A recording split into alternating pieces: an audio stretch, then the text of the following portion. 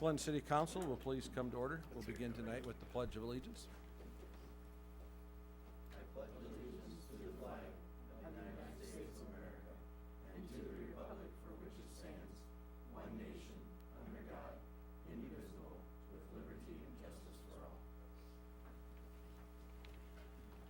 Thank you. Could we have roll call, please? Councilmember Gassman. Here. Seeley. Here. McGraw. Here. Allison. Here. Oder. Here. Connell. Here. O'Neill. Yes. Here. Thank you. Councilmember Allison. Your Honor, I move to dispense with the reading of the special city council meeting and regular committee of the whole meeting of August 1st, 2017, and they be approved as published on August 9th, 2017. Second. You have a motion and a second. Is there any discussion? Could we have roll call, please? Councilmember Connell. Yes. O'Neill. Yes. Gassman. Seeley. Yes. McGraw. Yes. Allison. Yes. Oder. Yes. Thank you. Councilmember Allison. Your Honor, I move to dispense with the reading of the regular city council meeting and committee of the whole minutes of August 8th, and they be approved as published on August 22nd, 2017. Second. We have a motion and a second. Is there any discussion? Could we have roll call, please? Councilmember Connell. Yes.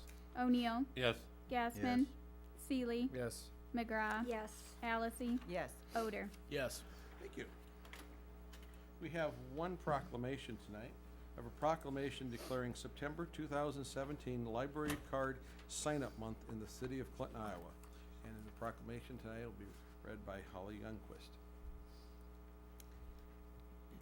Whereas a library card is the most important school supply of all, and whereas libraries play an important role in the education and development of children and teens, whereas library programs serve students of all ages, from early literacy to homework help, to GED classes, to lifelong learning, and whereas librarians lead the way in creating inclusive spaces for students of all backgrounds and ages to learn together, and whereas libraries continue to transform and expand their services in ways that meet the needs of the communities they serve, including making digital technology and information equally accessible to all, now therefore, Mark S. Vulich, Mayor of the City of Clinton, Iowa, does hereby proclaim September 2017 as Library Card Sign-Up Month throughout the City of Clinton, Iowa, and encourages everyone to sign up for their own library card at the Clinton Public Library during the month of September. In witness whereof, he hereunto sets his hand and caused the seal of the City of Clinton to be affixed this 22nd day of August 2017. Thank you. Thank you. We have surprisingly no public hearings tonight, so I will move to audience comment, and I have no one that wishes to address the council, but I will ask if there's anyone in the audience. Hearing none, we'll move to the consent agenda. Councilmember Allison. Your Honor, I have a motion to approve the consent agenda as presented on the attachment. Second. We have a motion and a second. Any discussion? Could we have roll call, please? Councilmember Connell. Yes. O'Neill. Yes. Gassman. Yes. Seeley. Yes. McGraw. Yes. Allison. Yes. Oder. Yes. Thank you. We'll move to motions, resolutions, and ordinances. Councilmember Gassman. Thank you, Your Honor. I move that the claims we have be received, approved, and placed on file. Second. We have a motion and a second. Any discussion? Could we have roll call, please?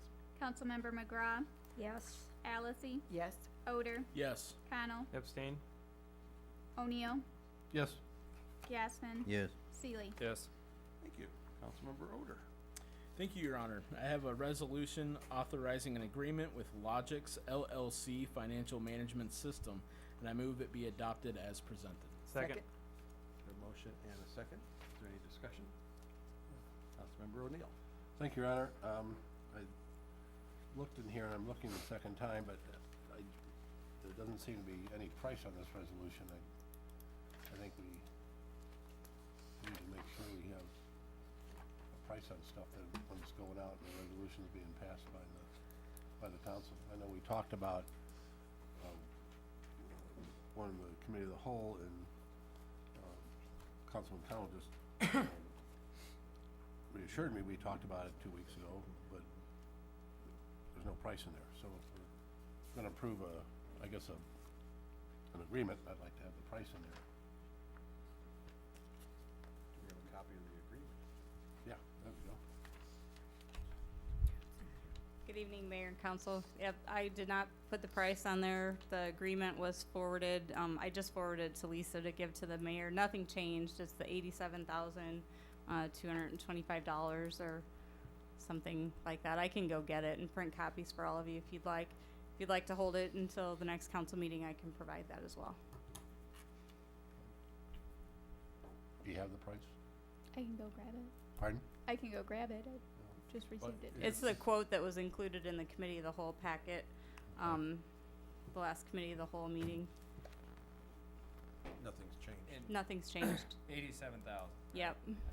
87,225, I believe, is what the Okay. last three numbers were. I'm good. Any other discussion? Could we have roll call then, please? Councilmember O'Neill, Yes. Gassman. Yes. Seeley, Yes. McGraw. Yes. Allison, Yes. Odor, Yes. Connell. Yes. Thank you. Councilmember Connell. Thank you, Your Honor. I have a resolution accepting bid and awarding contract number 3 for the 2017 demolition of structures project for the structures located at 400 North 4th Street, North 3rd Street to Lansing Brothers Construction for $89,600. I move this resolution be adopted as presented. Second. We have a motion and a second, and I'm assuming we're going to have discussion. Good assumption there. Councilmember O'Neill? Oh, I'll wait. Well, you were. To what? I was Someone- looking that way. so I Surely thought I'd someone can just say it let in less you- words than I will, but that, if there is, well, I think when we talked about this at the last meeting, the reason we moved it back or forward to this is that we were trying to find out, if there is some action against the LLC, and if indeed there is that the direction we wanna take, and I guess I don't know if that gets referred to the city attorney or who has the information on it, but I most certainly would like to see somebody besides the taxpayer pay for this. Well, what did we find out about whether there was action against the LLC?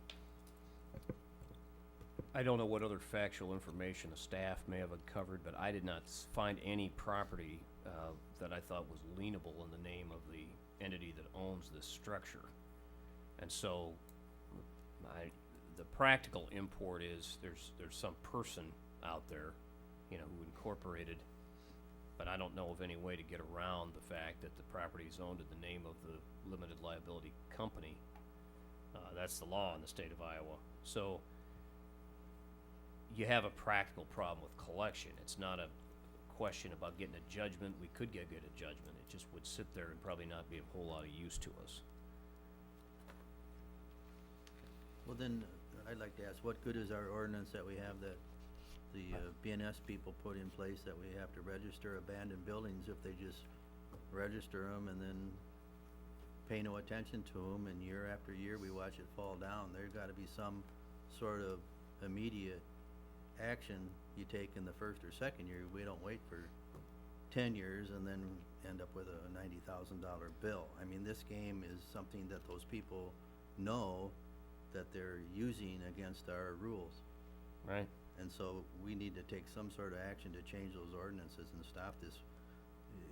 It's treasonous to our public.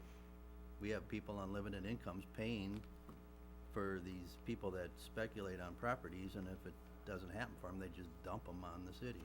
Don't repair them and don't maintain them. No, they don't do anything to them. They don't And- even cut the grass.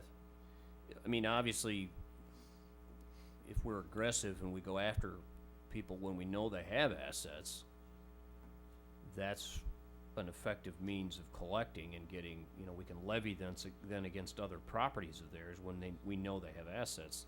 The trouble is, it's not illegal for somebody to buy property in the name of an LLC and really have no other assets. And when they do it, we don't have any way of knowing they're doing it a lot of times, because these are private properties changing hands.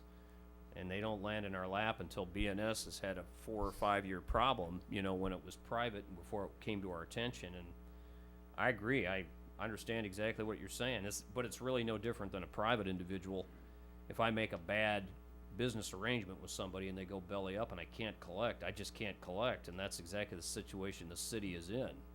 not that we entered into a business relationship, I didn't mean that, but we're stuck with a situation where this private actor has no assets. Not that we can identify.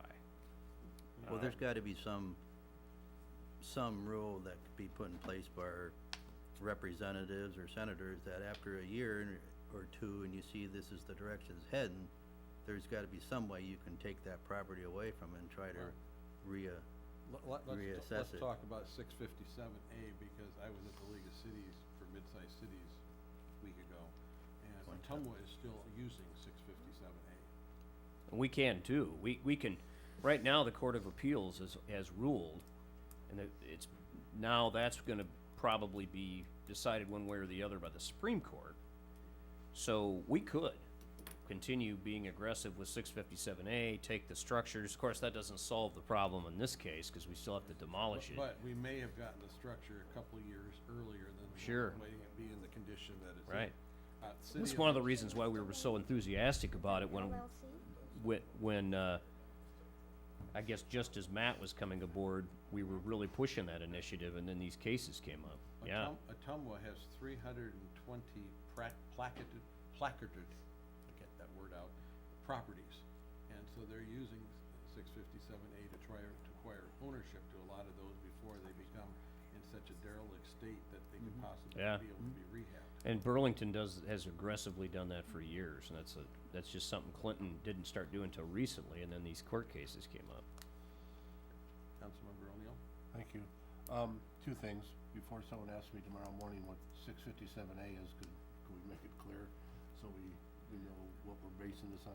Look to your left. I'll have the attorney give the official legal description. 657A.10A is a section of the Iowa Code which allows cities to acquire title to abandoned structures. And there are several criteria in the statute that have to be met. It's not a foregone conclusion that a city could acquire, but cities can file a petition with court, serve the owner and all interested parties in the structure, and if they truly are abandoned, and there's a number of criteria, as I said, like if they're inhabited by vermin, if they have holes in the roof, if they're not secure to the weather, any of those things exist, a court can rule that they qualify under 657A.10A, and if so, the city can acquire title to the structure. That's a legal process that exists in the state of Iowa. It's currently under consideration by the Supreme Court, and that's the only hesitancy about it. Thank you. And the last thing I think, I guess what I'd like to see done is just direct the city attorney to file a lien on this LLC and the person. We're probably not gonna get any money, but anytime they go to do something, they'll have that lien to deal with. And, you know, that's gonna be, something for them to drag around for a while. And I think we need to take some action to, correct this, so either we get on the 657A program and start doing this sooner, but if we're not gonna get the money out of it, I think we at least need some kind of, to go back to the taxpayer and say, well, we've put a lien on it, and they may be smart enough or have a maneuver to get around it, but I think I'd like to send at least some kind of message that we're gonna stop putting up with this. We start taking this stand with sewer bills and made gigantic strides with it, so it's not getting tough on the people we serve, it's getting tough on the people that are a disservice to the public, so I don't have any problem with it no matter who it is. I don't care if they live here or Comanche or Rhode Island. If they're not doing the right thing by the code and by the city and by the citizens, I think we need to put a stop to it or slow it down.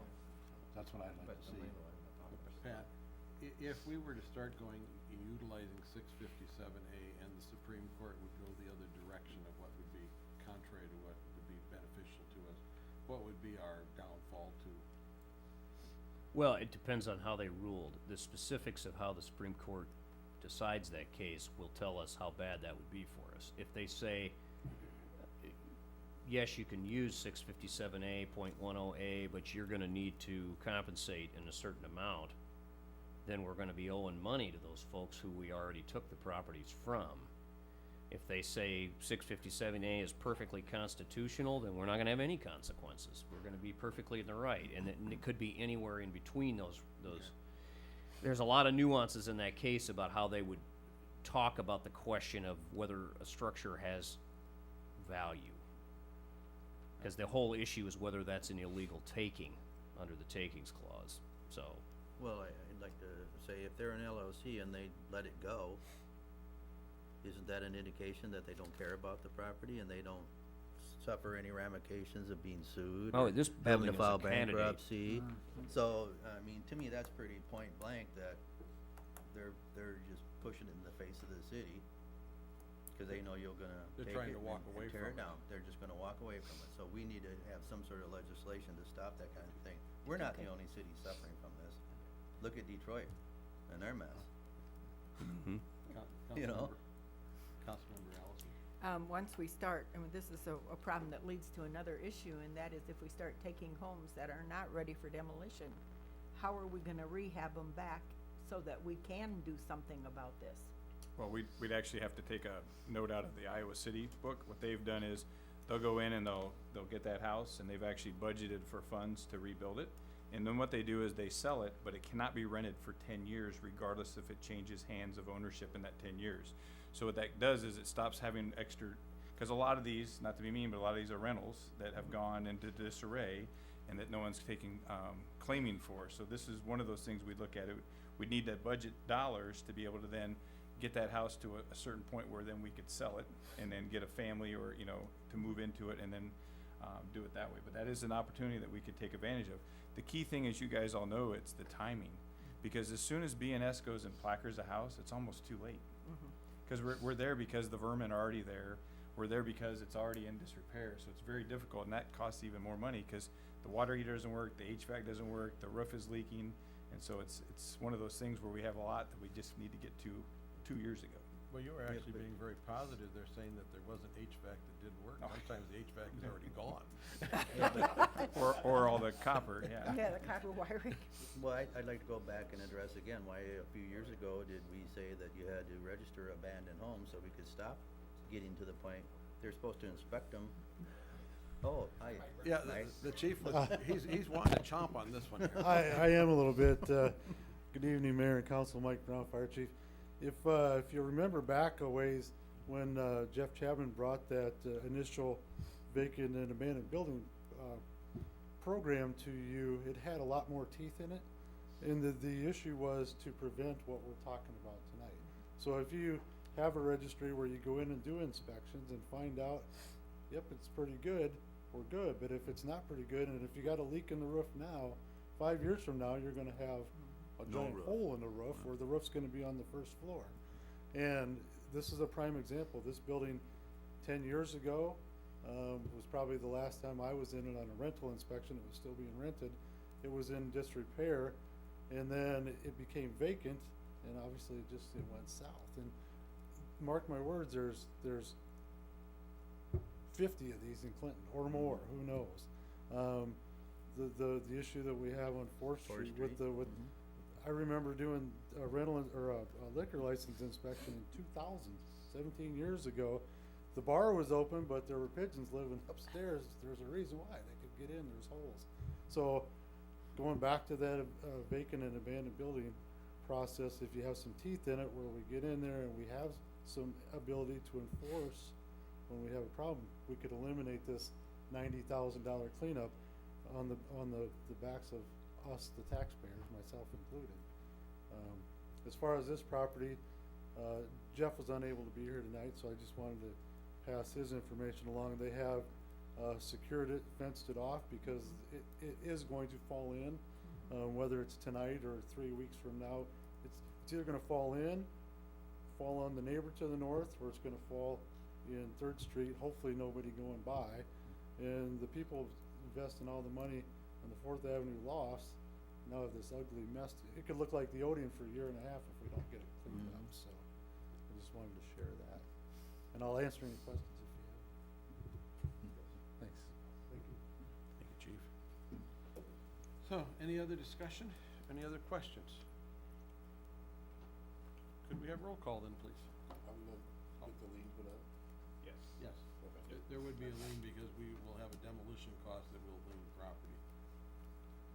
so, okay.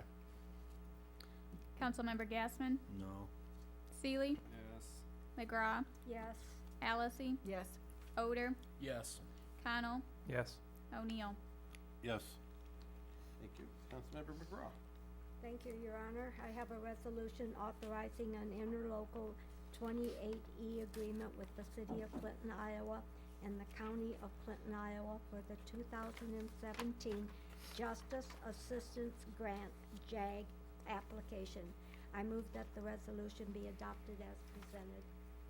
Second? We have a motion and a second. Is there any discussion?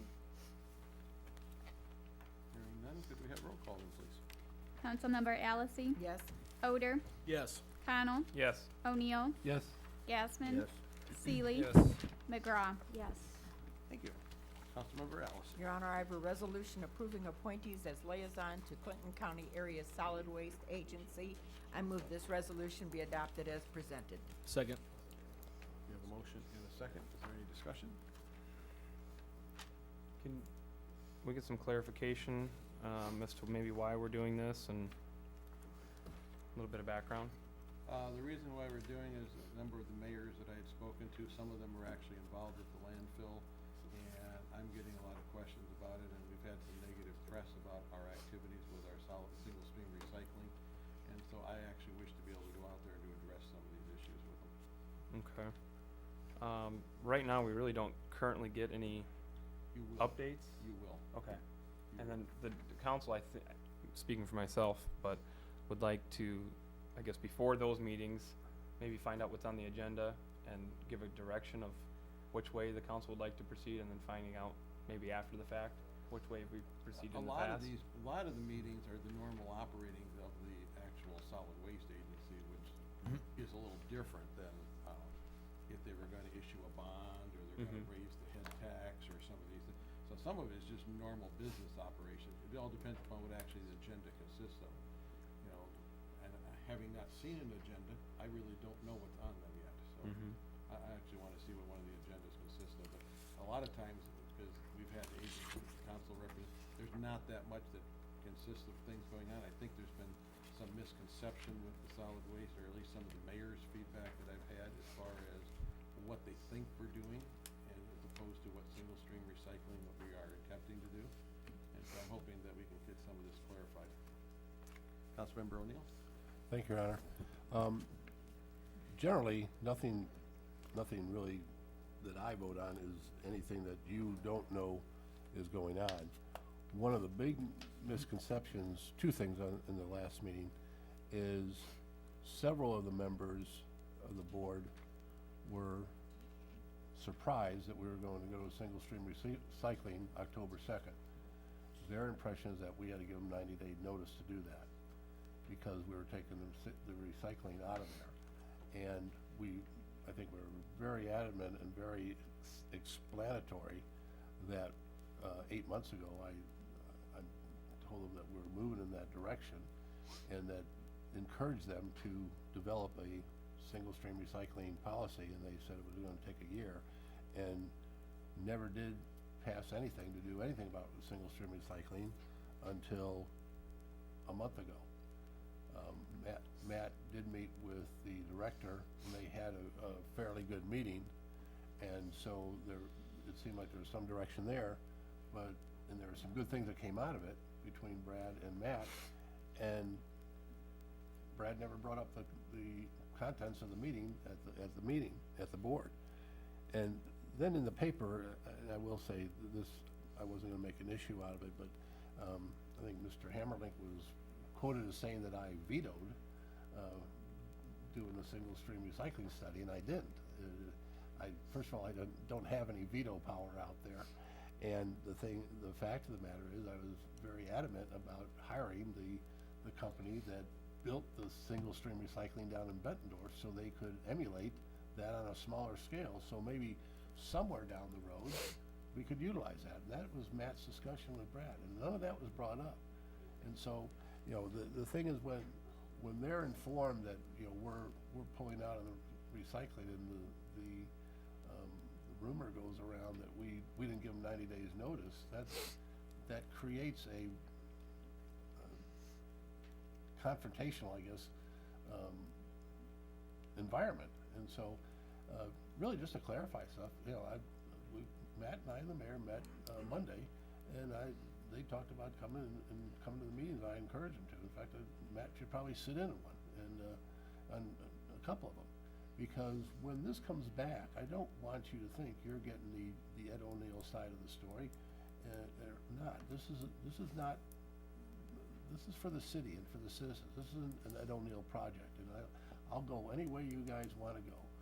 And, maybe our colleague, Mr. Kyle's right. Maybe I should have one at least once a month, and I'll be glad to do that. There's nothing out there that I'm making up my mind of over what we've talked about, so. And hopefully that gets clarified, and I think it'll be, it'll clear the air quite a bit if the mayor shows up and sits in on the meeting, because, I think they have a misconception that I don't tell you anything. I think I bug the dickens out of the mayor every Friday, and Matt every Friday, to fill him in after the meeting of exactly what went on. Actually interrupted a Bears game last Thursday night, but, and I think it's very important that at least the administrator and the mayor knows what's going on and what the theme of things is out there. And right now, it's rather contentious, and, so I think it just needs to be calmed down a little bit. So, thanks. Any other discussion? Just a point of clarification as well. I mean, it's not just this board, it's every board. I think that we have some kind of seat at the table. We need to be bringing things forward to the council to know what direction we're going, instead of finding out maybe 2 or 3 months, down the road.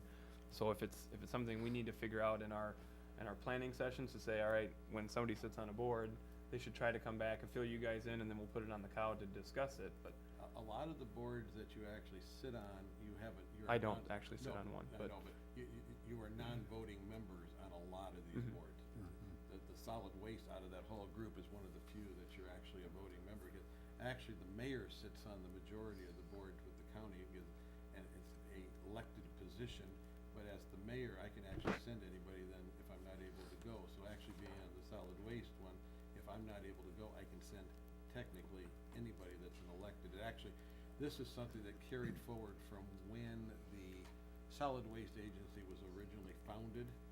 The mayor didn't want to add that as an extra, and I guess they created this as a council member, to go out there. So they created a group of council people to go, because then you could ask one or the other somebody to go, because we had the weighted vote. But it actually, I think it's gotten to the point now that, it's gonna be, probably the mayor's gonna be that, and we'll have somebody, if I don't go, I'll have somebody just go fill in for me. So, some of these standing committees that we have that, as this year comes to an end, I'm gonna review, because some of them we have nobody actually participating in. I'm not sure some of the committees that we actually have representation, or even viable committees to even have anymore. So I think it's time for a review, which is part of probably our goal setting going forward, is what do we really want to try to achieve. And probably there are some other things that we should be more active in that we aren't, so. And I can take that one on, Councilmember. Basically, when a lot of these also that you guys sit on or that are participating, I get the notes from, so they do come in. So it's just a matter of how we then, it's the third piece of the strategic 2016 plan of communication. So how do we better inform you all of these meetings that are taking place, et cetera, especially if there has to be decisions made, because you guys need to be involved in that as you drive that forward. So. And a lot of them, there are no decisions, because those groups are run themselves, and we actually just, we're the liaison or the ex officio member, and have no actual voting rights, so. And I've done that. I do that for the CVB, and Yes. I let Mark and Matt know what their concerns are, or where I'm listening to something and I think there's a misunderstanding, I just tell them about it, and I let them deal with it, because they can easily handle those things where we don't have to have a cow over it, Where he says, make sure you go to the American Duchess August 31st. Yep. Pat, did you want to say something? Yes, Your Honor. Regarding the resolution itself, I see the wisdom of having City Administrator Brooke attend these meetings. I think that's important to do. But I think what I would advise is that we modify this resolution to state other council members as may be appointed as substitute by the mayor. instead of number 3 in the resolution. Oh, And we can just agree, I mean, we can agree as a matter of policy that City Administrator Brooke can still attend. They're open meetings, he should be there if he, you know, if that's important to do. The reason I say that is because the 28E agreement requires elected officials, as the mayor has pointed out, and the concern I would have is I don't want memories to fade and have a situation where the mayor is sick or something, or out of town, and he's got a call, and he's gotta get something arranged, and neither Councilmember O'Neill or Councilmember Gassman are available. The resolution, is misleading the way it's read, because I don't think, I could see a situation where the only individual available and the only person who shows up would be City Administrator Brooke, and I think that'd be very bad if they had any business before them that night that the city, because someone might argue that he's not an elected official. Well, So, it's always known that if Gary Shellhorn used to be the representative, and basically if he ever went, they never had a meeting that they could do any voting because the city wasn't represented with its weighted votes. So it was always kind of a poor, like I said, the way some of these were set up but these were done years and years ago, and we've just a lot of this has been carried forward because it was like, why do you send the The wastewater Public Works superintendent? Director, Public Works Director. Yeah, and he can't vote. So it really, of course, that was back, I think, before, I'm not sure the agency did a whole lot of things. I think they had a mere formality. Councilmember O'Neill? Well, I think, part of the wisdom with, Mayor Holm and, Representative, or Councilman, forget who it was. Jennifer Grant. No, with That was later. Ron Malco? Or on yeah. Malaco. They went out there, and part of the idea is that in order to have a quorum, they couldn't have a meeting without the city of Clinton. And that was the first and only amendment that's been done to the 20E agreement. So their dilemma would be if they didn't wanna recognize the city administrator, then they would not have a quorum, and then everybody have to get up and go home. So, you know, it's always been a kind of a courtesy thing, to, you know, that whoever's representing the city of Clinton is there at the mayor's discretion. So technically, if they didn't recognize that, then they wouldn't have a quorum, and the meeting be over at 6:05, so. Well, then, if someone would like to propose, since I thought it was gonna go as a motion as a resolution, if you would like to propose an amendment to state that, I gotta read how this actually, whereas, be it resolved that we appointed the board of directors for the Clinton County Solid Waste Agency, and how did you say, or his designated, alternate? Or alternate as designated by the mayor? Should that say council alternate? I would say that Elected bullet point official. 3 should read, other council member as appointed by the mayor. Well, I wouldn't be appointing them, I would be wouldn't- delegating them. Delegate, Yeah, Delegated by, yeah. Councilmember Connell? If you're already the appointee, I think would it make sense, like you said, just to scratch 1, 2, and 3 and say, or other designated member by the mayor. Or as designated by the mayor. Then it lets me. Then it lets you pick if 4 of us are busy, Yeah. whatever. It lets me pick whoever I wanna send out there if somebody can't, if something's going on. That's fine with me. well, that's acceptable to the city attorney as well, so. Well, Councilmember scratch O'Neill? too, for yeah, sure. I think there has to be something on record of at least one or two. Well, that's me. Okay, all right. If somebody, yeah, Councilmember Seeley? Thank you, Your Honor. I just have a quick question. I noticed when I pulled the resolution when we did the appointments in 2016, and they're all always dated with a, you know, term starts now, ends here, and this does not indicate any of that. It doesn't have to, Okay. because that was done there again, that's a motion, those appointments are at my discretion to how long I want them to be, because if they're not actually, the council doesn't get to choose it, so if I wanted to make them 90 days, I could make them 90 days, I could make them indefinite. Yeah. So, and we have a couple that are not in there, because I think we've done some, we put you now as Lions Tech Park. Yeah. Doesn't have any, but it doesn't have, I don't think. the No ori- voting, yeah. No voting. Lynn McGraw is now, the Humane Society, ex officio member. That whole document, the way it's being done, was a carry forward from previous ways. I'm not necessarily sure it doesn't have to have an expiration date. Okay. Well, I mean, thinking forward though, you know, when your term's done or whatnot, this, It'd be up to the next mayor to decide how he wants to do it, okay. or Yeah, she, you can't or hor- me if I can't continue on. horse trap anybody. Yeah, we can't Fine. lock in any future council to any way we wanna do business, so Okay. it's, each one is, the next council can say, we don't want any of those committees and do away with them all. Mm-hmm. Okay. And secondly, the people that were appointed to this, based on this resolution, the term was through the 2017 of December. Does this need to state that those are terminated, or I think this would supersede that. would it automatically, or is Wouldn't it? that just an assumption? Well, to be clear, another amendment would be not only the one that's been proposed, but we could state that this resolution supersedes all prior resolutions. Be a Do you simple. wanna add that on to your amendment that you're making? Is there a second to that amendment? Yeah, I mean, that's a good Second. point. We should make it clear so we don't have dueling resolutions where one's sitting out there that hasn't ended and then we have this one, so. Well, the other one was not actually a resolution. Yeah. That was by voice, by motion. Is it a motion, or is that a resolution? Oh, I will, At the top, no, at the top of that page. it is a resolution. It is a resolution? Okay, cause some of the other ones are motions, so, I have okay. one more question, Your Okay. Honor. And so you will be attending the meetings and you will be making the votes? Yes. And Unless I ask- communicating with the. Unless I ask somebody else to go out in my place. Yes, That but is- your intent is to be attending the meetings? Yes, Okay. Alright, and everybody's actually welcome to attend. Yes. Because they're open to the public. yes.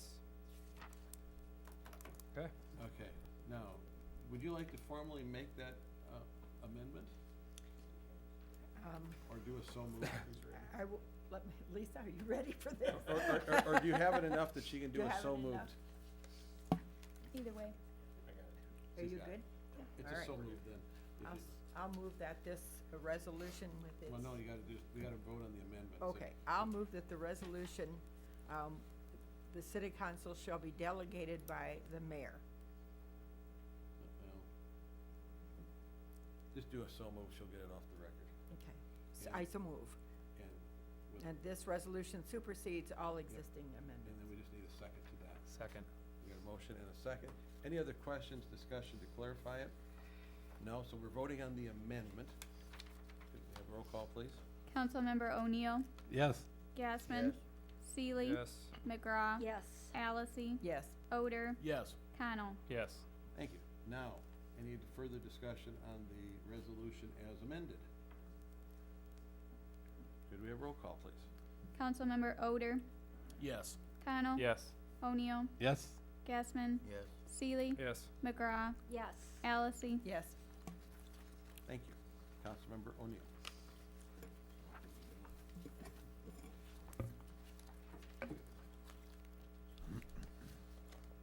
Thank you, Your Honor. I have a resolution ordering construction of improvement, setting public hearing, and directing the advertisement for bids for the Jurgensen Soccer Field Project X-2017. I move this resolution be adopted as presented. Second. We have a motion and a second. Is there any discussion? Hearing none, could we have roll call, please? Councilmember Gassman. Yes. Seeley, Yes. McGraw, Yes. Allison, Yes, Odor, Yes. Connell, Yes. O'Neill. Yes. Thank you. Councilmember Seeley. Your Honor, I have a resolution supporting the City of Clinton's bid for Reg Ride 2018 and 2022. Move this resolution be adopted as presented. Second. We have a motion and multiple seconds. Is there any discussion? Could we have roll call then, please? Councilmember McGraw, Yes. Allison, yes. Odor, Yes. Connell, Yes. O'Neill, Yes. Gassman, Yes. Seeley. Yes. Thank you. We have no unfinished business, so we will move to Councilmember Allison. Your Honor, I move to adjourn to 7 PM, September 12th, 2017. Second. We have a motion and a second. Could we have roll call, please? Councilmember Connell, Yes. O'Neill, Yes. Gassman, Yes. Seeley, Yes. McGraw, Yes. Allison, Yes. Odor. Yes. Thank you. We are adjourned, and we'll, since we will move immediately into the Clinton City Council Committee of the Whole for August 22nd. I'll call that meeting to order, and we'll begin with roll call whenever our city clerk is ready. Councilmember Gasman, Here. Seeley, Here. McGraw, Here. Allison, Here. Odor, Here. Connell, Here. O'Neill. Here. Thank you. Our first item tonight is the Rail Park broker discussion. Matt? Thank you, Your Honor. Basically, so the mayor and I meet with CRDC weekly. And as we've been strategizing and moving into the future and looking at, upgrades to the rail park and, everything from water to industrial leads and, getting more excitement and activity to come in, what we found is, Rule and Roll is a great company. We do appreciate them, but we feel that moving forward, it's in the best interest of us is not to have a broker. Cause anyone can come forward and bring us leads. We'd love them to have come in and do that. And of course, they can be, complimented, if you will, or paid for those services. But at this time, we feel because of the overabundance of leads that we get from the Iowa Economic Development Committee, as well as Davenport and other cities around, that we have enough on our plate to keep us moving forward, and we're trying to focus on some of those right now. And we just would like to get a motion to move this forward to not renew the broker deal as written. I'll make that motion. Second. We have a motion and a second, so then we'll open that up for discussion. Any discussion? Can I just have a point of clarification? Is the motion on the table to not renew it according to its terms, or sending notice, written notice, as the CRDC has done? Because there's a distinction there. Yes, they'll be sending a notice, but then to support not renewing it, yes. I'm sure that's what you meant. Absolutely. Because it would continue for a while longer if we did not send written Yeah. notice at this time. Yeah. That's what I wanted to clarify. There's 1 year left, but each year there's an opt-out period, and we're entering into the opt-out period. We right would now. be sending notice at the conclusion of the second opt-out period, I Yes. think. Yes, sir. Got it. Any discussion?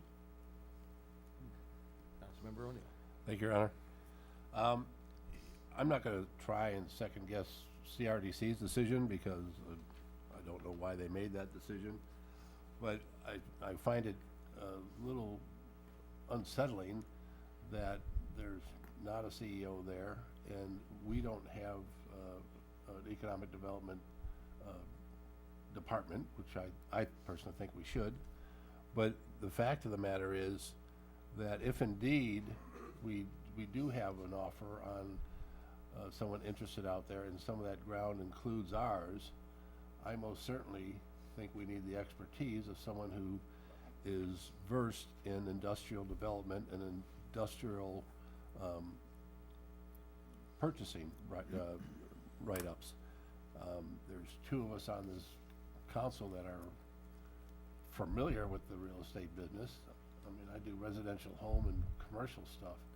Commercial is not industrial. Commercial is buildings. This is an industrial development that has a lot of nuances to it that is something that's learned over 10 or 12 years of being an expert in the field. And I feel that not only Rule and Rule that way, but Charlie Armstrong has those abilities behind him, and as his partner Ray does.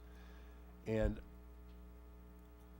I just don't have a good reason to do it. I mean, this broker is not costing the city of Clinton a dime.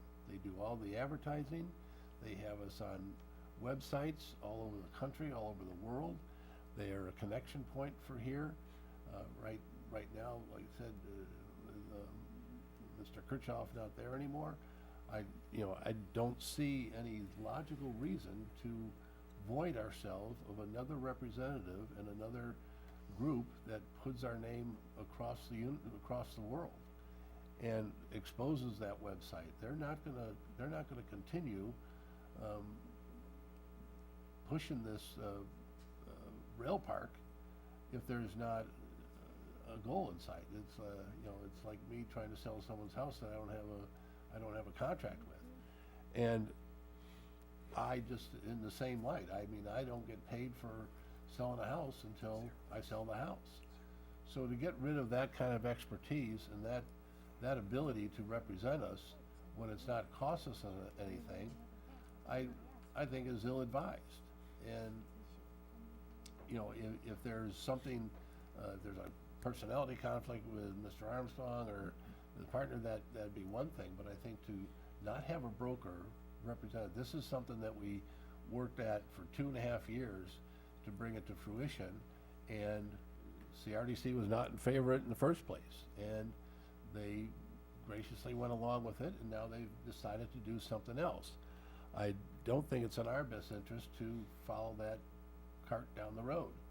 I think we should just stay with the broker, and if indeed there is a offer, or there is someone who comes into the rail park, I most certainly want an expert that knows this stuff, because I know I don't. I wouldn't pretend to try and do industrial development.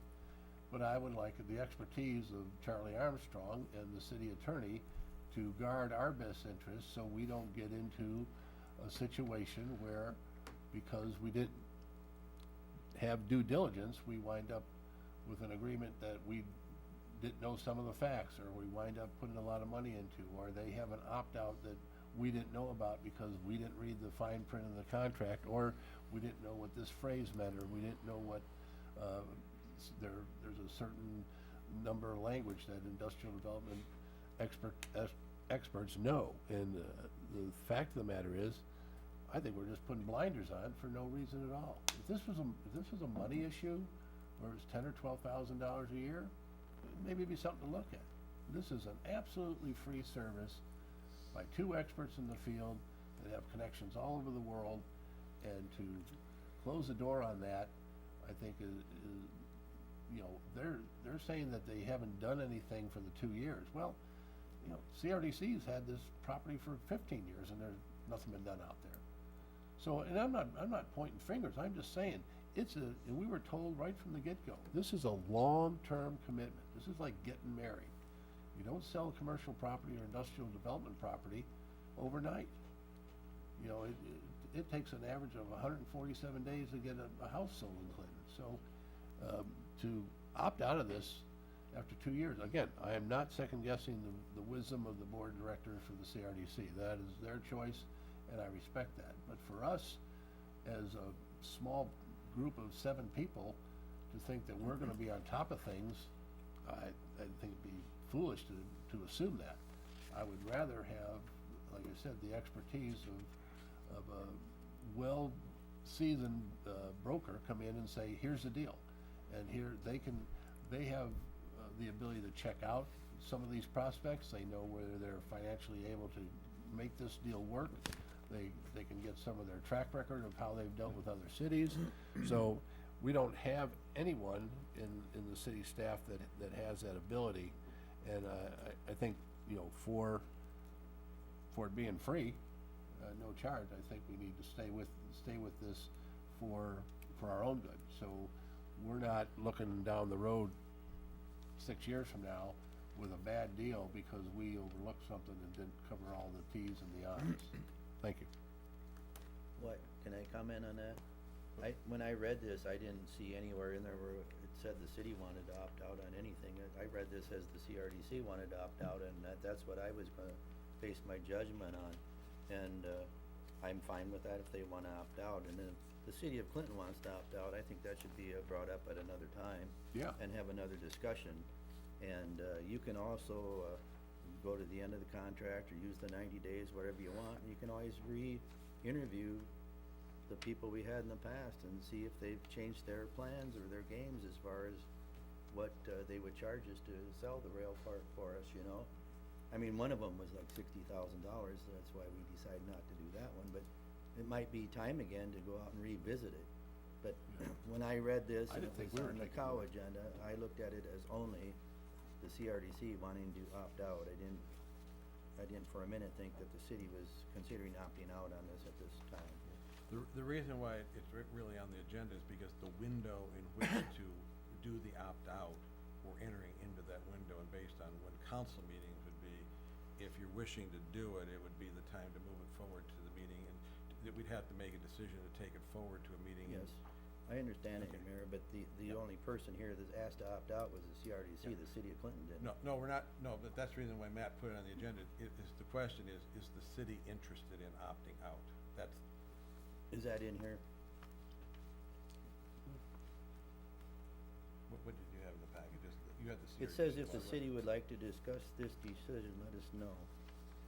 And that's the CRDC saying that. The CRDC is the only person in this that says they wanna opt out. Well, the question is the city interested in opting out? It's not part of our discussion.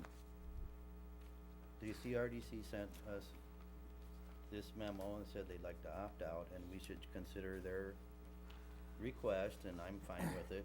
But if the city wants to opt out, I think that should be put on the cow at another time and discussed, and if we want to go out and rebid it or whatever, I mean, that should be our option. It's not even on here. No, I left the discussion, it's gonna be the rail park broker. Pardon? I'm asking Matt what is, he's the one that put it on the agenda. What was your intention of when you put it on the agenda? To discuss the rail park broker and get the sense for the council, cause I've been here almost 9 months and I've not even seen the broker. Once, and I will tell you this, Yeah, and I will tell you that, and that's I fine, will tell you, there's no reason. hold on, Let him sir, hold on. So, I spend a lot of hours during the week doing what you just explained that a broker's supposed to do. That's what I'm doing. And if we get to the point where we actually have a manufacturing company that wants to come here and put their building on our land, and when you raise your hand, you can't listen, sir. I'm listening. When we get to that point, we will do due diligence. We will bring in a broker to make sure that we cross our Ts and dot our Is. But name one person that has come in here with a company that has put something in the ground.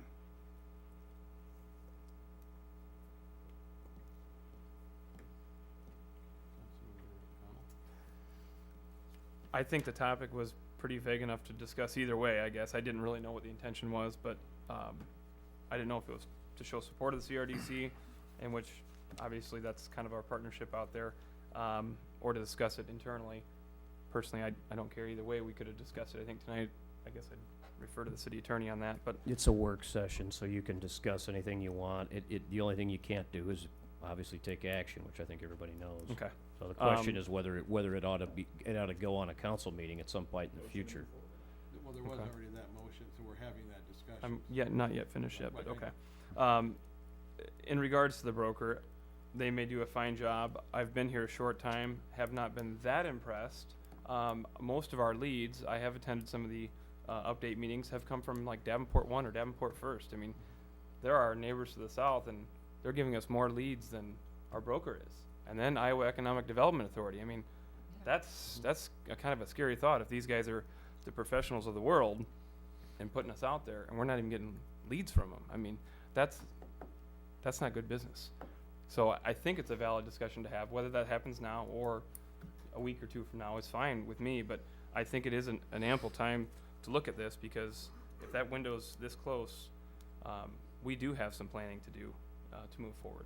Councilmember Allison? Your Honor, I am a recipient of the Iowa Economic Development website all of the time, and I've been watching over this last 3 months the awards that have been given out in very large numbers to smaller cities than ours, and we're not there. And if it's that we just are not being represented, I don't know, because we've never received a report other than one time here. So I don't know what the leads are that are coming in, where they're coming in, other than I know that Clinton Regional Development Group answers a lot of leads that may not end up coming here. But I do think we have a concern when we have a site out there that's ready and we haven't gotten any leads or any type of award from the Iowa Economic Development Authority. Let me just address a little bit of that. 'Cause I've been at this 5.5 years. Matt's been here for, what, 8 months now? And we've had a good number of leads come in the last at least 12 months or so, last 18 months. They've come from Iowa Economic Development, Alliant Energy, Quad City First. We've had 0 from our broker. Matt and I, and along with the CRDC, we've had meetings with several prospects that are very good. Some of them are still ongoing. There's still some people coming in, even I think it's next week. So we've got some prospects that are possibly we actually conclude a deal with. The broker has not been involved with any of them. He hasn't brought any of them to us. The only thing that is a little bit frustrating that really bothers me is the broker's gonna get a 6% commission on those leads, even though he didn't bring them and is really not participating in anything, according to the way that contract is worded. And that's been a kind of a sore spot that, you know, Iowa Economic Development did not understand why would we wanna pay a broker a commission when they actually would give us the lead, and if it matures, they will do all the work that, with economic packages to help make this go, you know. We will hire whoever we need to make sure we read the contract correctly and draw up the proper, and the council's the ultimate say as far as any type of development agreement, so this is not an overnight process. You know, have not seen the broker probably in 3 or 4 months. There is nothing coming back of any contacts that are being made.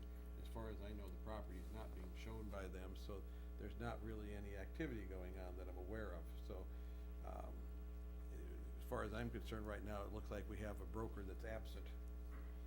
So, that's my input of actually my involvement with this. So, Councilmember Seeley? Thank you, Your Honor. So this is a question for, the administrator. Yes. So you're working with CRDC right now, handling different prospects, and you guys, everybody's working together, correctly? That is correct. Okay. And there's no issues there? Not at all. None at all, perfect. The commission structure for the Realtor is 6%? Yes. It is, okay.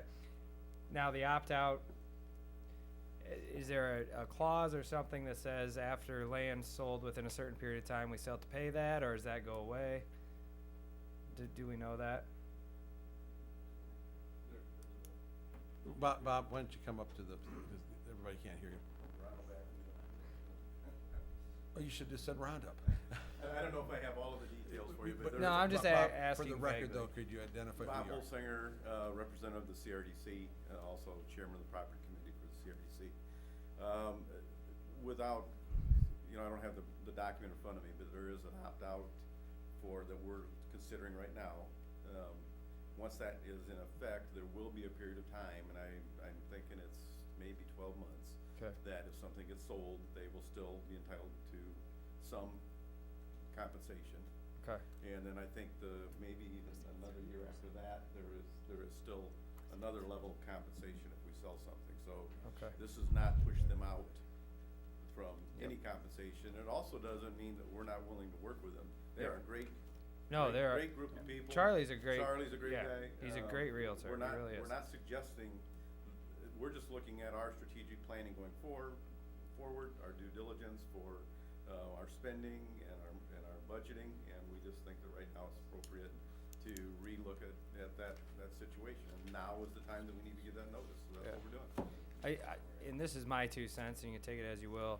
I think we got the cart ahead of the horse when we implemented the broker. I don't think the rail park was quite there yet, and I still don't think it is. Although we got a product that's saleable, there were some things that are still being, that needed worked on and are still continually being worked on that really need to be handled and figured out before a realtor is involved. So I understand that's my perspective though, and that may not be the rest of them. I do want to know for certain on the payout numbers and how long that lasts. The contract actually ends in about a year without an opt-out, correct? Right. And I believe, and I'm not sure, but the CRDC has a contract. Yep, and ours may be different. And the city has a contract, so you Yeah. should review the contract you have on file. So I think we need to look at this, Pat, with the opt-out. Yeah, and I don't remember as I sit here what our for year one, Yeah. they get X% if we sell something. For year two, they get X. Or at the end of the contract, and there's no opt-out, do they still get something in the following years, or is it just done? Because we need to figure that out before we make any decisions on that. And then my other concern was just that the city was working well with the CRDC and able to execute a prospect and fully execute everything to the best of their abilities without a broker involved if necessary. And I think we've already done that, basically. Matt and I have both been very busy over Yeah. the last few months, because there's actually been some very good leads, and we both have spent a lot of time on them. So yeah, I think we have an excellent relationship going on as far Definitely. as trying to Good. get something done. 'Cause we all wanna win. Yeah. Yeah, we've actually created a Yeah, we do. baseline so that when companies come in, we already have like a foundation started so we can, cause they'll ask stuff all the way down to what's the sales tax, so we already have all that stuff covered. Perfect. And then we go into, you know, what can we offer for a tax increment, what can we do for water, what we can do for rail, so. We're really chugging along, and no pun intended, but I think we're really close to where we're gonna be postured and have the right layout where the next one or two comes in, they're gonna say, we wanna plant a flag, and that's not lying, that's some excitement that we've been having, so we're excited about that. That's a good deal. So, before the next, if this moves forward or not, I would require that information on the payouts. Probably from Pat, I suppose. An interpretation of Yeah, our an contract. interpretation of the contract. Cause if we opt out and all of a sudden we're stuck paying 2 years, and then if it just ends in a year, that's not gonna make a whole lot of sense, you know what I mean? I do know what you mean. I Okay. just need to get the contract and Yep. review it, cause I Yep. haven't seen it in 2 years, so. Well, let Yep. me give you just a little highlight here. Our next actual council meeting is September 12th, so there's quite a bit of time between We can now figure it and out. then. Yep. That if we move forward with the resolution, you still have the opportunity to vote the resolution down, but prior to that, I'm sure Pat could, in the next 2 weeks, Yep. give an interpretation of the contract with the because there is a concern that the window is sometime in the month of September, Okay. that the notice has to be, they have to be notified. Yeah, we need to know that, So, exactly. you know, if you delay it to discuss it again in September without taking Yeah. any action to, that you have the opportunity to do a resolution of, you know, intent. Yep. We then almost fall out of the window of having any opportunity at all, just because of, this is a very long gap between our meetings. Okay, and then I'll just reemphasize one more time that I think Charlie Armstrong and his team, they're a really good team, they're a great broker, and in my personal opinion, this has nothing to do with them specifically, more so some things we need to address, so, And this does not mean the CRDC will not work with them yeah, as opportunities Yeah. arise. This is just us looking at a current agreement and saying in our strategy, we need to relook at that agreement, and we wanted to give our partners notice that that's what we were doing. perfect. And that's good, communicate, work together, I like it. Councilmember O'Neill? Thank you, Your Honor. Just for clarification, and maybe Mr. Holsinger answer this or the mayor, but is there, when this was put together, did not the broker give up a bunch of exemptions of places where he would not get paid that's in the contract? There were a number. A large number. But those have expired now. I would have to look, I'm sure they've all Yeah. expired. Yeah, but they I don't all know whether it expired. was 10 or whether it was 13 or what the number was, but I would say it was somewhere in that dozen, give or take. So for instance, if the economic development for the state of Iowa brings you a lead, then they don't get paid for it. Now that's they do. not- No, that's not true. That's not true, That because is now one of they the do. reasons we're reviewing this. So which ones are exempted? None. There were some active leads at the time the agreement was made. Those leads were carved out specifically to the name of those projects, and those projects were exempted. Those projects have kind of gone, I mean, I should say they've gone away, because there's a couple that have gone on for 2-3 years. In fact, we met with one this morning that's been going on for about 8 years. You just don't know when, but the other leads that come, if someone comes in, from a lead from someone else, and we do it tomorrow, rule in the current agreement is compensated, whether they're involved or not. Any other discussion? Ron, if you'd like to come up, if you would identify yourself, please. Thank you, Mr. Mayor. My name's Jeff Weindork. I'm a real estate broker, and I actually sit on the commercial committee in Davenport, the MLS committee. I'm not here to give you advice. I'm just going to ask a question, and hopefully the city attorney and the city administrator and mayor will follow through to protect the city. I don't know what your listing contract says. Generally, listing contracts create a relationship where the seller and the broker agree to certain specifics, which include referral of leads received by the seller to the broker. I heard comments here that put yellow flags up that said maybe the communications are in progress and that they're going to be completed, but I highly suggest that you don't create a situation for the city where you have not been in communication with your broker and forwarding those leads to your agent, because that would be contrary to and again, I don't know your listing contract, but in general, I haven't seen any that don't say that, but, so that, I just wanted to bring that up because it shot a big yellow flag up when I saw that being mentioned, that that's been occurring.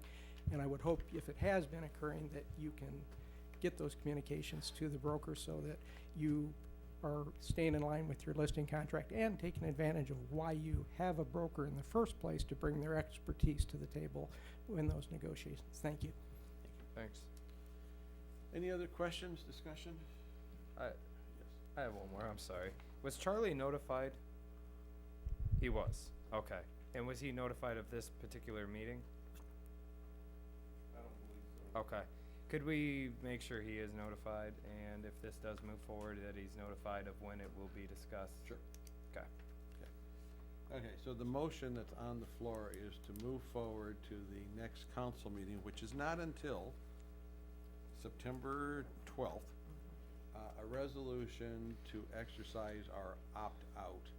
And I'll put the caveat that's subject to the council getting an interpretation of the opt-out clause and its ramifications to the council prior to that meeting.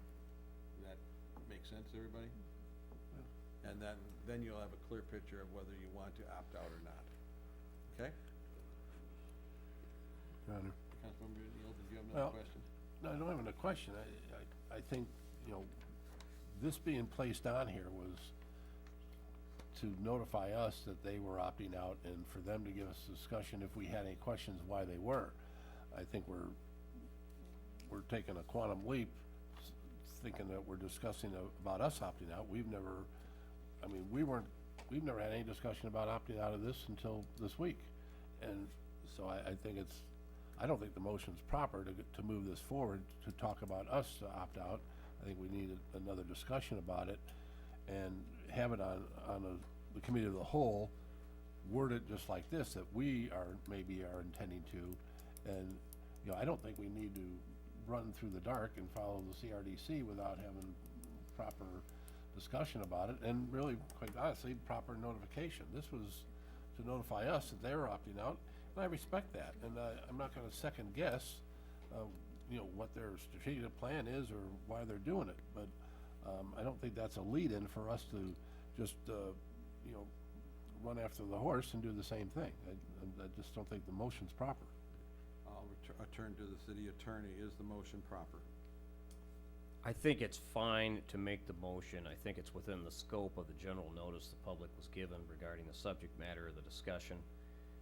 We can't obviously take action, and I think all we're saying is that we would like it brought forward for public discussion at the next council business meeting. It may not be what we always do. We sometimes want to be more specific than the agenda topic, but just under the law, this is adequate.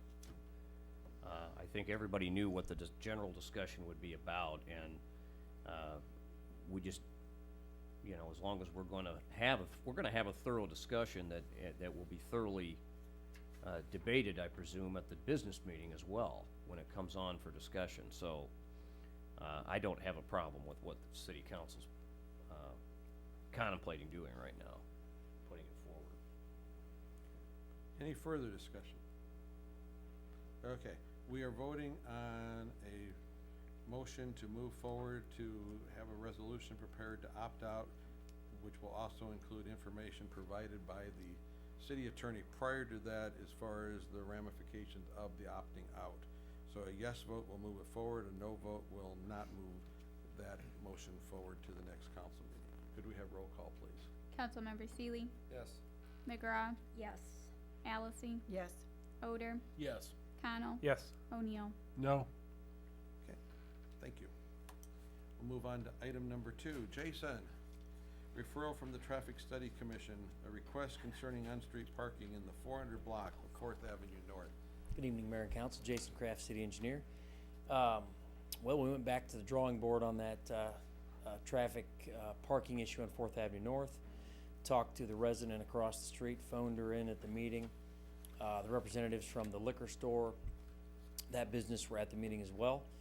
And they agreed, since she was the only opposition to this, they actually agreed to, or she agreed to not be opposed to a 15-minute parking on the south side, another 15-minute parking on the north side, and then she has some handicapped family members, and she is going to apply, if she hasn't already, for a handicap parking permit, and she's happy, and everybody's happy in the neighborhood down there. So the Traffic Study Commission approved that the limited parking spaces be created by the council.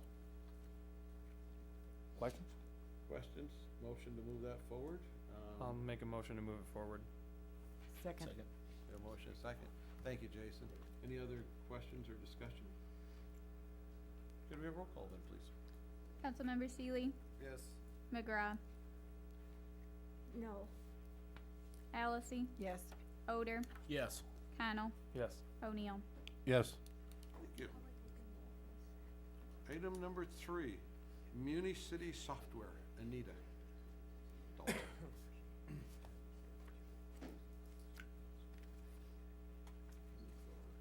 Good evening, Mayor and Council. So as we were going through the RFP process for the financial management system, one of the RFP called out a permitting module in it. And it wasn't something that everyone had, and we decided in the beginning that we wouldn't base a big amount of our decision on the permitting software. And Logix was the clear winner as we went through the process, from its reporting, from having the integrated timekeeping system along with payroll, and the cost. It was one of the lower priced ones, and it was $87,125, and I went and got the quote here, so I'll give it to Lisa when I'm done if anyone wants to look at it.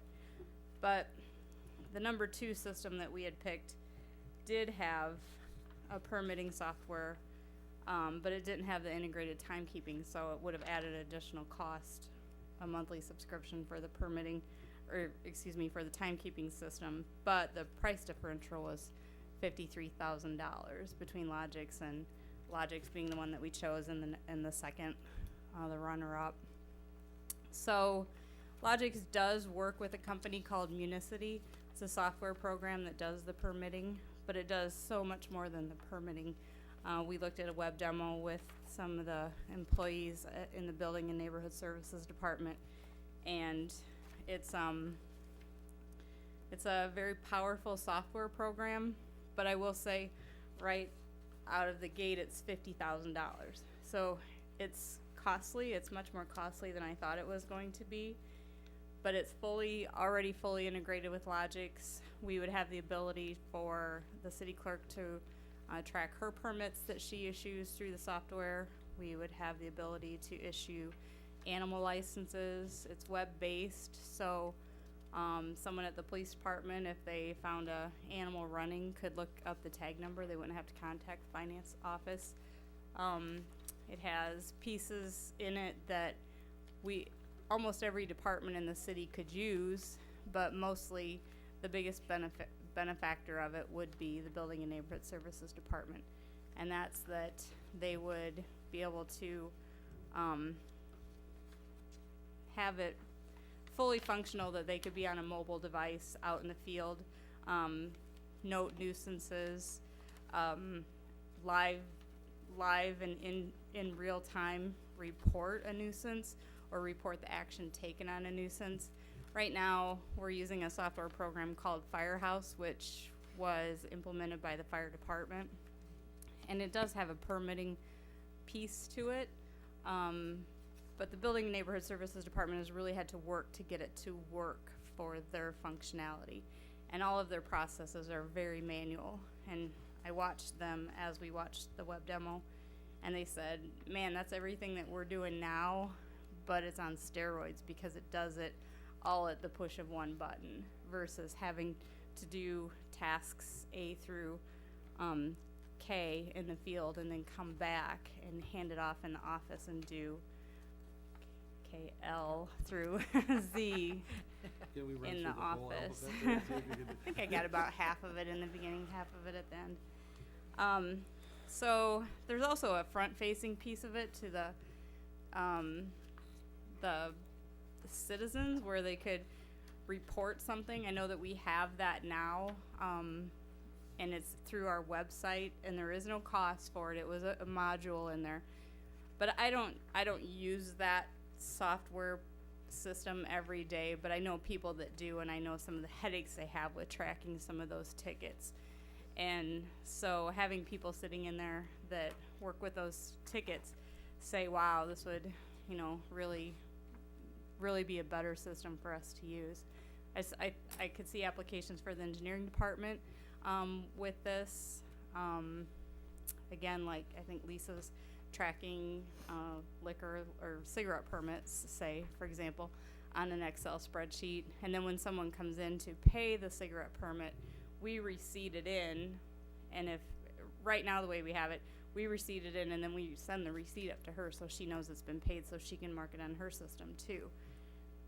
Once we would go to Logix, we'd be able to receipt it in. We'd still have to do that if she's running an Excel program versus all of it being integrated. So I throw this out here as something that would definitely benefit the city.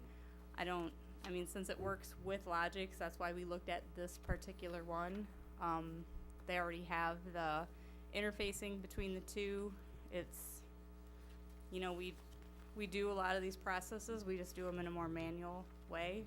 I know $50,000 is a lot of money to spend on something like that, but I looked at what we budgeted for fiscal year 18 for the revenues that would be driven by a piece of software like this, and it's about 12%. So it would, you know, take 5 years or so to pay back, but Nita, I got two questions. yes. One, I'll give you both of them, so you can answer them however you want to. The first Okay. one, it's web-based, so what happens if, as seems to happen around here, we lose internet connection? Are you dead? And two, have you actually talked to any city that has actually integrated the two pieces together and is using it? I have not called any references. So answering the second question first, no, we have not called any That would be references one that I'd to really see. like, because doing this for a living, I've always become leery of the ones that do the integration.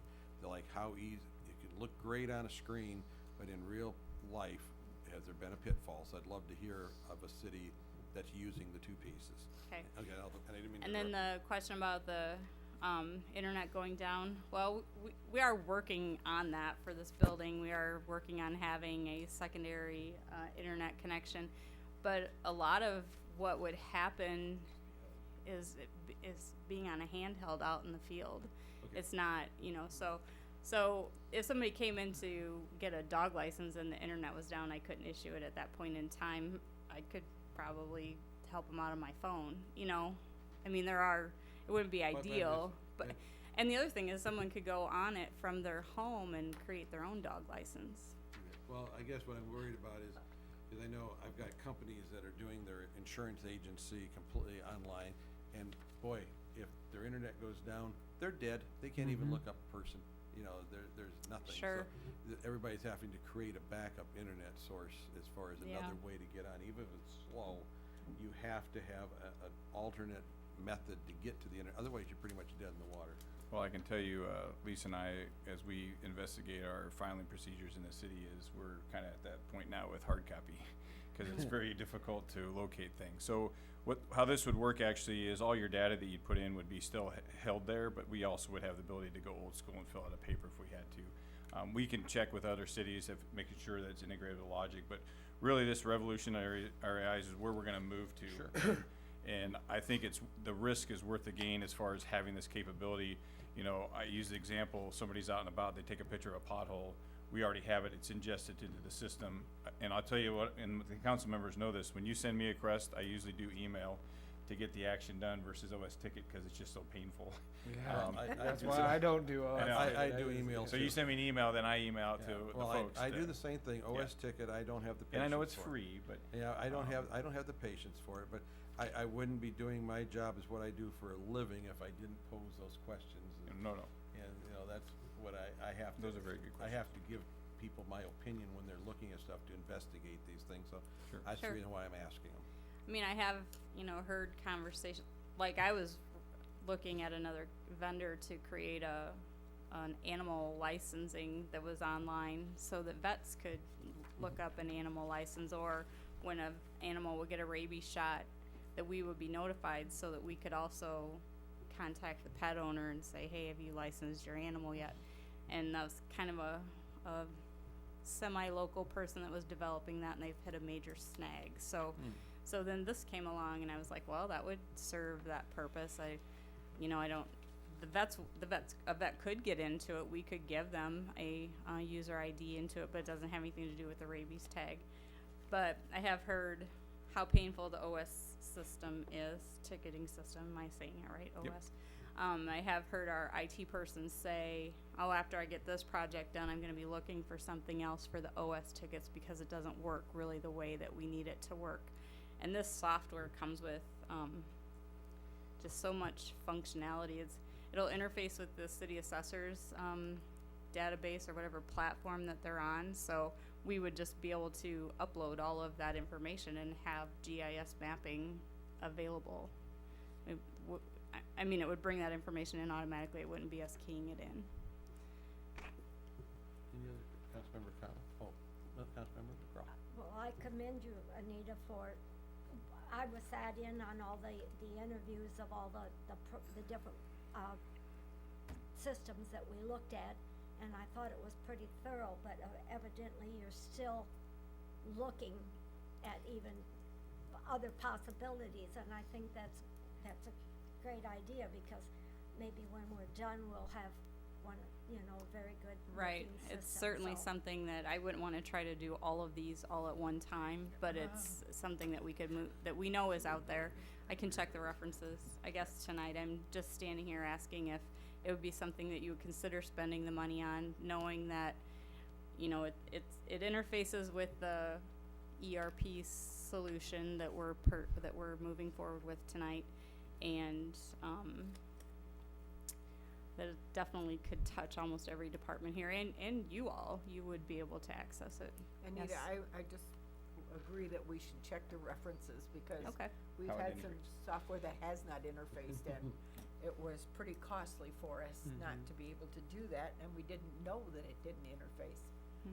I think your department saw the brunt of all of that. Sure. So, I was actually, given this software by the representative from Logix, and everyone I've talked to says it interfaces, but yeah, it would be good to check the references and say, what did they tell you worked great and doesn't really work good. I've got some boxes of software sitting on my shelf that are supposed to integrate with other software, but good luck when you try to load them up and you try to get past the error codes of the two trying to work. So, but they're supposed to work. Councilmember O'Neill? Thank you, Your Honor. I applaud your due diligence in looking into this stuff, but I do have to agree with the mayor's point of view. I said I do have to agree with the mayor's point of view that I was on the council during the nightmare when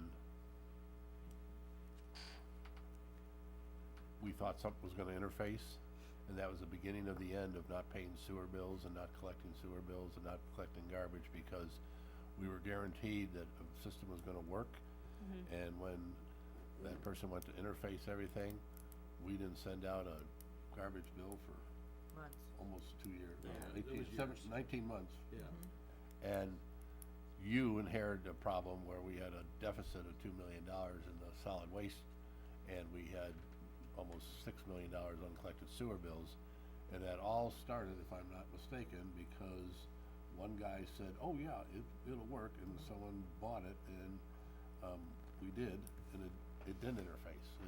It did a good job in the presentation, but as the mayor said, when it got into the real world, that was aside from the fact of some missing chips. So all that combined is what we just dug ourselves out of. So I want this equipment. I want it to work. I mean, the way you're saying is gonna work.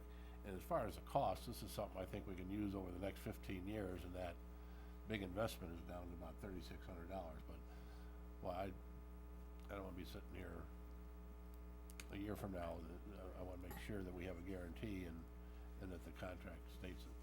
Sure. Thanks. Councilmember Conlon? A few things. This is a lot of money. This is like buying our financial software. It is. Just shy of. I mean, that's Yep. a chunk. Firehouse software. Does that have levels of it where you can scale back then that we're using for BNS? So there's potential savings there. Can we quantify other savings from other departments that we could potentially use here? And I did notice that I think the BNS and maybe some other departments have like tablets that are maybe Apple tablets. I'm not sure if they're Android or not. But this looks like it's only Android based.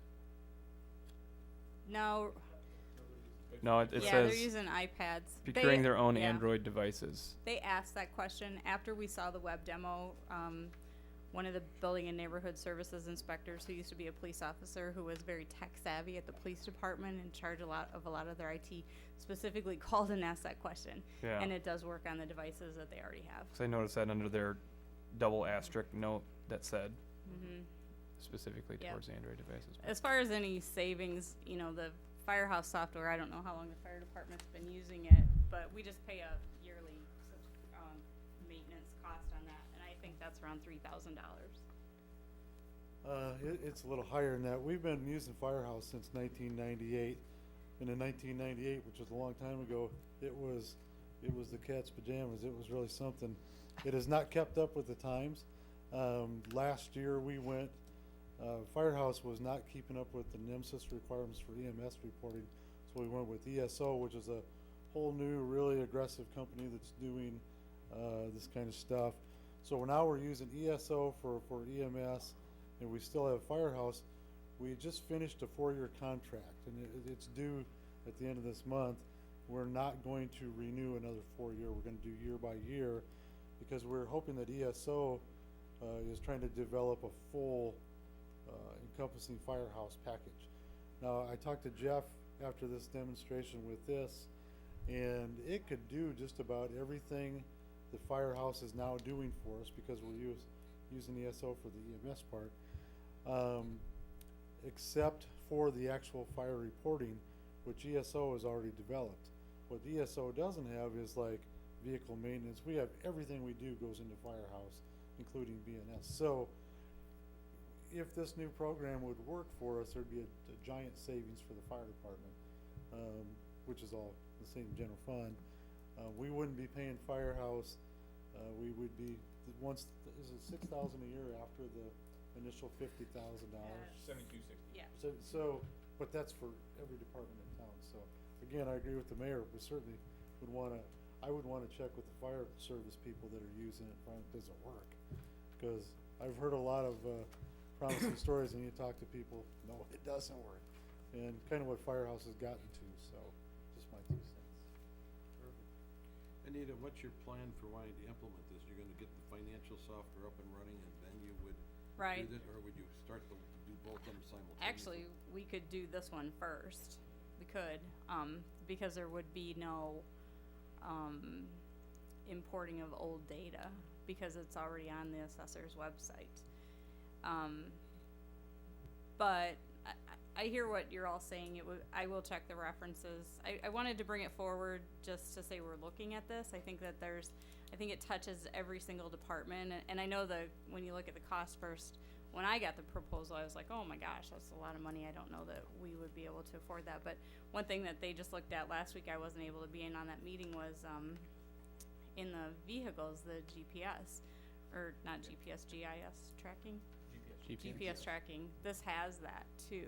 We don't have that quote back yet. I wish I would have had it before this, but I should be able to map out some of the savings better and check the references, and then just bring it back to you and keep on it, because I think it's something that would definitely benefit all the departments of the city. So are you looking for a motion to move something forward, or do you wanna come back and tell us? I think I what better you- come back. I think there's too many unanswered questions. I got one more question. Okay, go ahead. For inspections and stuff, what kind of time